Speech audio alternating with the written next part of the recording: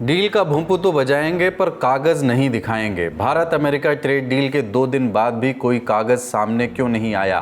क्या खेती किसानी पर बात बुरी तरह फंस गई है? भारत और अमेरिका के नेता एकदम विरोधाभासी बयान क्यों दे रहे हैं? वो कौन से प्रोडक्ट हैं जिन पर गरारी फंसी हुई है?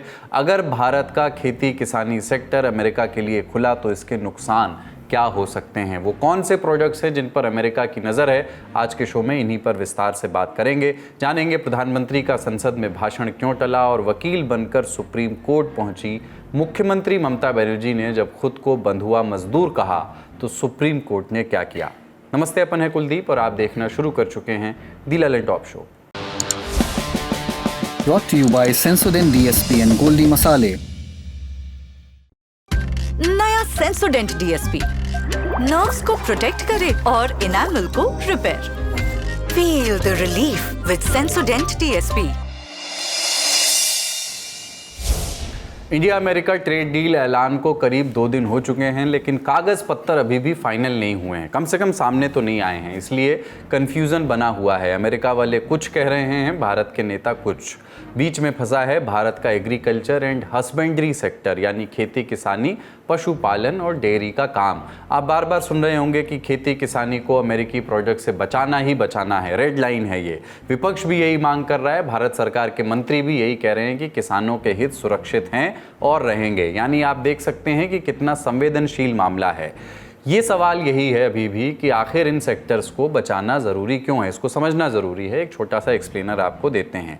बचपन से ही आपने कुछ बातें पढ़ी होंगी, जैसे भारत एक विकासशील अर्थव्यवस्था है जिसमें रूरल इकोनॉमी का अहम योगदान है और इसी रूरल इकोनॉमी की बैकबोन है खेती किसानी। ताज़ा आंकड़ों के मुताबिक भारत में रोज़गार का करीब 45% हिस्सा इसी सेक्टर से आ रहा है। भारत की एक बहुत बड़ी आबादी खेती किसानी में लगी है।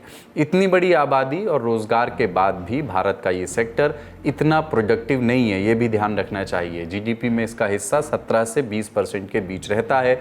दिक्कत यह है कि भारत में खेती किसानी छोटे छोटे स्तर पर होती है। रोज़मर्रा की मजदूरी और तकनीक का इसमें इस्तेमाल कम होता है।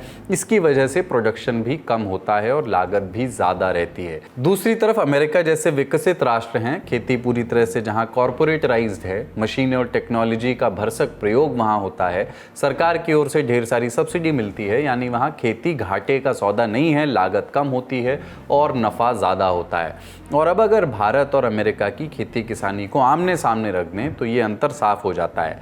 1 एकड़ ज़मीन में भारत और अमेरिका के किसान अगर मक्का उगाएं तो जाहिर तौर पर अमेरिका का किसान फ़ायदे में रहेगा, और अगर उसी अमेरिकी किसान का मक्का बिकने के लिए भारत आ जाए तो, और उस पर कोई टैरिफ भी ना लगे तो दिक्कत भारतीय किसान को हो जाएगी, क्योंकि उसके मक्के के सामने अमेरिकी किसान का मक्का कहीं सस्ता होगा बाज़ार में। यानी इस मक्के की कहानी से आप भारतीय खेती किसानी सेक्टर की एक दुविधा को समझ सकते हैं। अमेरिका चाह रहा है कि उसके एग्री प्रोडक्ट्स धड़ल्ले से भारत में बिकें, बड़ा बाज़ार है। यही चाहत उसकी डेयरी सेक्टर को लेकर के भी है। भारत का डेयरी सेक्टर भी बहुत अहम है। अनुमानों के मुताबिक 7 से 9 करोड़ लोगों का रोज़गार सीधे डेयरी सेक्टर से जुड़ता है भारत में। हमने आपको 3 फरवरी के शो में बताया था कि कैसे ट्रंप के बयान में आक्रामक तरीके से कुछ बातों का जिक्र था। मसलन भारत पूरी तरह से रूसी तेल खरीद बंद कर देगा, अमेरिकी प्रोडक्ट्स पर भारत में 0 टैरिफ लगेगा, भारत का कृषि क्षेत्र भी खोला जाएगा। ट्रंप की इस पोस्ट के बाद अमेरिका के दूसरे अहम नेता भी इन्हीं बिंदुओं पर इसी दिशा के बयान दे रहे हैं। सबसे पहले वहाँ की कृषि मंत्री ब्रुकलिन रॉलिंस ने कहा कि भारत अपना एग्री सेक्टर खोल रहा है। ये खुशी की बात है, क्योंकि अब इस सेक्टर में अमेरिका का जो ट्रेड डेफिसिट है भारत के साथ, वो पट जाएगा। रॉलिंस के बाद एक और अहम बयान आया कैरोलिन लीविट की ओर से। लीविट ने कहा कि प्रधानमंत्री मोदी ने, आप ध्यान रखिए कि व्हाइट हाउस की प्रेस सेक्रेटरी हैं वो, उन्होंने कहा कि प्रधानमंत्री मोदी ने $500 अरब की खरीद का वादा किया है। इस खरीद में एनर्जी, ट्रांसपोर्टेशन और खेती के प्रोडक्ट्स शामिल हैं। यानी अमेरिका का रुख साफ है कि वो बाकी सेक्टर्स के साथ साथ भारत का कृषि सेक्टर भी खुलवाना चाहता है। विपक्ष मोदी सरकार पर हमलावर है। उसका कहना है कि डील के 36 घंटे बीत जाने के बाद भी कोई डॉक्यूमेंट, कोई दस्तावेज, कोई कागज़ सामने नहीं आया है। लेकिन ये साफ है कि भारत ने अपना एग्री सेक्टर अमेरिका के लिए खोल दिया है, ऐसा विपक्ष कह रहा है। भारतीय जनता पार्टी को जो डील हुई है, जिस तरह से ढील दी है, और इससे हमारा किसान बर्बाद होगा, हमारी अर्थव्यवस्था दूसरों के हाथ में। चीन जैसे देश ने हमारी जमीन पहले ही छीन ली है। फिर छीन ली, उसके बाद आप बाजार भी उसको दे रहे हो, इधर जो डील की है इसमें भी बाजार आप दे रहे हो। रशिया से पहले कारोबार कर रहे थे, अब आपको संबंध किससे बनाना है? चीन से अच्छे संबंध अच्छे बनाएंगे आप, या रशिया से संबंध अच्छे बनाएंगे, या अमेरिका से बनाएंगे?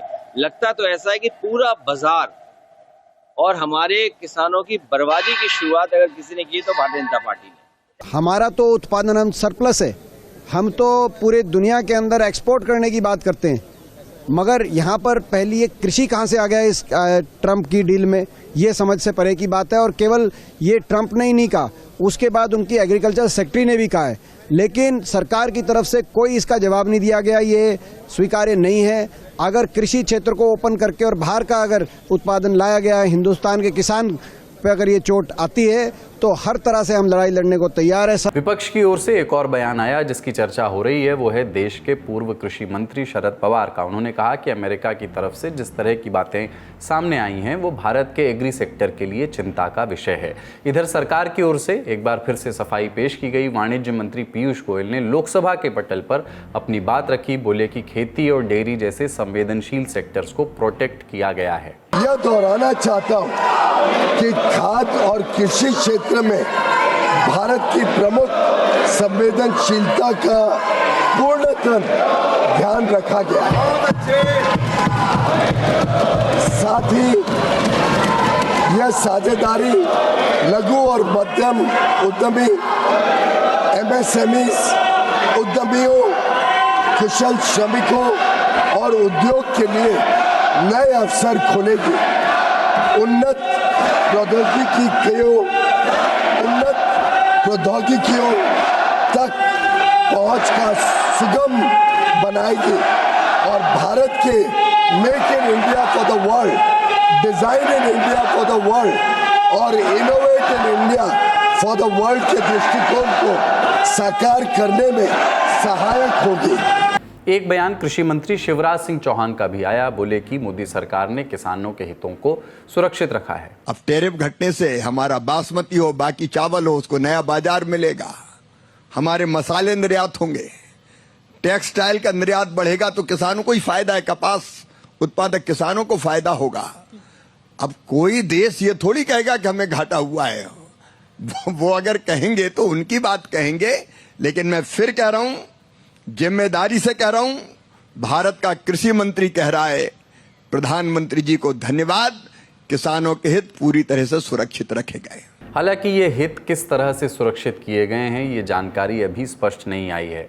कल यानी 3 फरवरी को न्यूज़ एजेंसी ANI पर एक फ्लैश हुआ था जिसमें सूत्रों के हवाले से बताया गया था कि इंडिया US ट्रेड डील की अंतिम दौर की बातचीत अब भी चल रही है। इस हफ्ते एक साझा बयान जारी किया जा सकता है। कहने वाले कह रहे हैं कि शायद इसी अंतिम दौर की बातचीत में आखिर के कुछ प्रयास हो रहे हैं। हमने आपको बताया कि खेती किसानी और डेयरी पर भारत की एक बहुत बड़ी आबादी निर्भर है और इस आबादी के पास वोट भी है, तो कोई भी सरकार नाराज़गी मोल नहीं ले सकती और राजनीतिक नफ़ा नुकसान से इतर बात इस आबादी की, इन लोगों की आजीविका की भी है। देश का किसान देश का पेट भरता है, ऐसे में उसकी देखरेख की जिम्मेदारी इस देश के नीति नियंताओं की ही है। लेकिन आंकड़े कुछ और कहानी बयान कर रहे हैं। अंग्रेजी अखबार इंडियन एक्सप्रेस में हरीश दामोदरन की एक विस्तृत रिपोर्ट छपी है जो बताती है कि बिना डील के ही भारतीय बाजार में अमेरिकी एग्री प्रोडक्ट्स की आमद बढ़ रही है। आंकड़ों के मुताबिक 2024 के जनवरी से नवंबर के बीच अमेरिका ने $176 बिलियन का एग्री एक्सपोर्ट किया,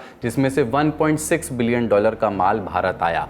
मुख्य रूप से इसमें बादाम, पिस्ता, सेब और एथेनॉल शामिल रहे। रिपोर्ट बताती है कि हर साल इन अमेरिकी उत्पादों की भारतीय मार्केट में मौजूदगी बढ़ी है। इसी आधार पर कहा जा रहा है कि अगर अब टैरिफ भी हट जाएगा तो ये प्रोडक्ट्स प्रीडेटरी प्राइसिंग के लेवल पर पहुंच जाएंगे, यानी इनकी कीमत इतनी सस्ती हो जाएगी कि पूरा का पूरा लोकल मार्केट क्रैश हो जाएगा। भारत अभी तक WTO के कुछ विशेष प्रावधानों का इस्तेमाल करके कई सेंसिटिव प्रोडक्ट्स पर 150% तक का टैरिफ भी लगा रहा था, लेकिन ज़ीरो टैरिफ अगर हुआ तो तबाही ये तय है। थोड़ा सा सिंप्लीफाई और करते हैं इसको।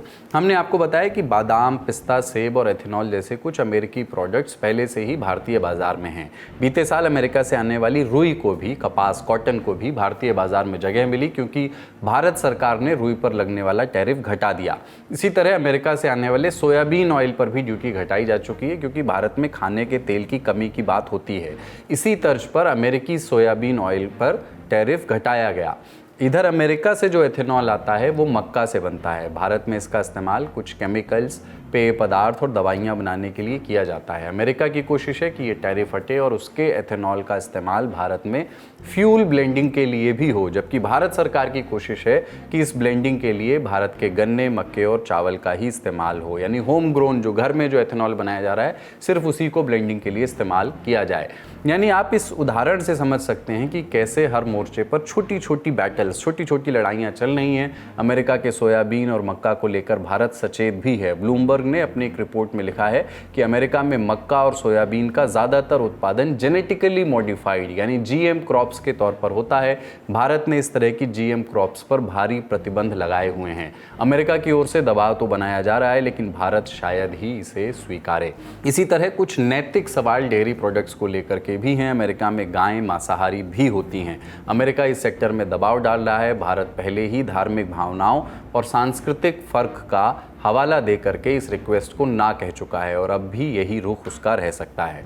दूसरी ओर भारत के सामने डेटा की एक दूसरी दुविधा और है। आंकड़ों के मुताबिक भारत का एग्रीकल्चरल एक्सपोर्ट बढ़ रहा है। पिछले वित्त वर्ष में ये 51 अरब डॉलर पर पहुंच गया। लक्ष्य 100 बिलियन डॉलर तक ले जाने का है। लेकिन यहाँ दुविधा ये है कि अमेरिकी टैरिफ की वजह से भारत के मसालों, चावल, वेजिटेबल ऑयल्स और दूसरी तरह के खाद्य सामग्रियों को नुकसान भी हुआ है। एक डेटा और है। अमेरिका के एग्री जायंट्स यानी खेती किसानी से जुड़ी बड़ी कॉरपोरेट कंपनियां दुनिया के फूड ट्रेड का 90% हिस्सा कंट्रोल करती हैं। बिना टैरिफ के इन कंपनियों के सामने भारतीय किसानों का टिकना लगभग असंभव है। बड़ी मछली छोटी मछलियों को खा जाती है। दुविधा साफ है, हमें अमेरिका का बाजार भी खुलवाना है और खुद को भी प्रोटेक्ट करना है। आने वाले दिनों में तस्वीर उम्मीद करते हैं कि और साफ होगी। अब बारी है सुर्खियों की। गोल्डी छोले मसाले, जहां जाएं रिश्ते बनाएं। गोल्डी लाए हैं फ्रेश लॉक टेक्नोलॉजी जो रखे मसालों को हर समय फ्रेश।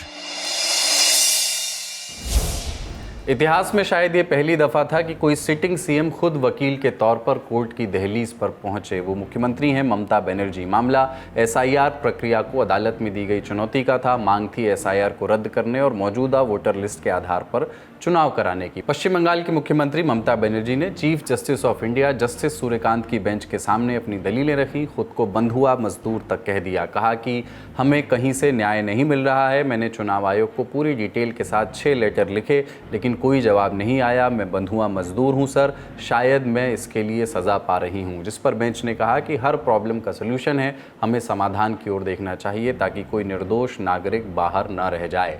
ममता ने अपनी बात रखने के लिए बेंच से 5 मिनट का वक्त मांगा, जिस पर सीजेआई बोले कि हम आपको 5 नहीं 15 मिनट देंगे। इसके बाद ममता बनर्जी ने जो दलीलें रखी उसका लब्बो-लुआब जान लेते हैं। एसआईआर प्रक्रिया सिर्फ नाम काटने के लिए है, नाम जोड़ने के लिए नहीं, ऐसा उन्होंने कहा। उन्होंने कहा कि शादीशुदा महिलाओं को ससुराल में शिफ्ट होने या पति का सरनेम इस्तेमाल करने के लिए नोटिस भेजा जा रहा है। ईसीआई ने सुप्रीम कोर्ट के आदेशों का पालन नहीं किया, खासकर लॉजिकल डिस्क्रिपेंसी लिस्ट पर। चुनाव के ठीक पहले एसआईआर कराने की जल्दी क्या थी? जो काम 2 साल में होता है वो 3 महीने में कर दिया, वो भी त्योहारों और फसल कटाई के मौसम में। ईसीआई की प्रताड़ना के चलते बीएलओज की जान जा रही है। 100 से ज़्यादा लोगों की जान चली गई है, ऐसा ममता बनर्जी ने दावा किया। शादी के बाद लड़की ससुराल में अपने पति का सरनेम इस्तेमाल कर रही है, ये भी मिसमैच है।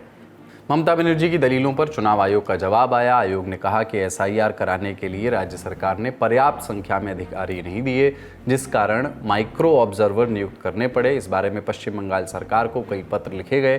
क्लास 2 अधिकारी की मांग की गई, लेकिन उस रैंक के लगभग 80 अधिकारी दिए गए, बाकी निचले रैंक के दिए गए। माइक्रो ऑब्जर्वर सही तरीके से नियुक्त किए गए हैं। राज्य सहयोग नहीं कर रहा तो कोई दूसरा ऑप्शन नहीं है। कोर्ट ने हस्तक्षेप करने और दिशा निर्देश जारी करने का आश्वासन दिया। सीजेआई बोले चुनाव आयोग अपने अधिकारियों को संवेदनशील रहने का निर्देश दे।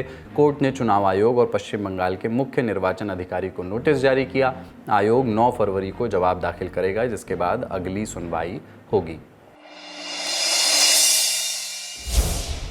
बजट सत्र का छठा दिन। बीते 2 दिनों से राष्ट्रपति के भाषण पर लोकसभा में चर्चा हो रही है। आज बारी प्रधानमंत्री नरेंद्र मोदी के जवाब की थी। शाम 5 बजे का वक्त तय था, लेकिन उसके कुछ मिनट पहले ही प्रधानमंत्री की स्पीच टल गई।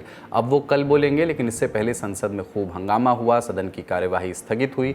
और क्या हुआ वो जान लेते हैं। लोकसभा का कामकाज शुरू होने के पहले 8 निलंबित सांसद प्रदर्शन करते हुए दिखे। साथ में थे नेता विपक्ष राहुल गांधी और प्रियंका गांधी वाड्रा।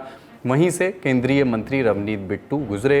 राहुल गांधी ने हेलो भाई मेरे गद्दार दोस्त, चिंता मत करो, आप वापस कांग्रेस में आ जाओगे कह करके ताना मार दिया। बिट्टू ने भी पलटवार किया, बोले हमारा देश के दुश्मनों से कोई लेना देना नहीं है। 2024 के चुनावों से पहले रवनीत बिट्टू कांग्रेस छोड़ करके भाजपा में चले गए थे। उसके पहले 3 बार के वो कांग्रेस सांसद रहे थे।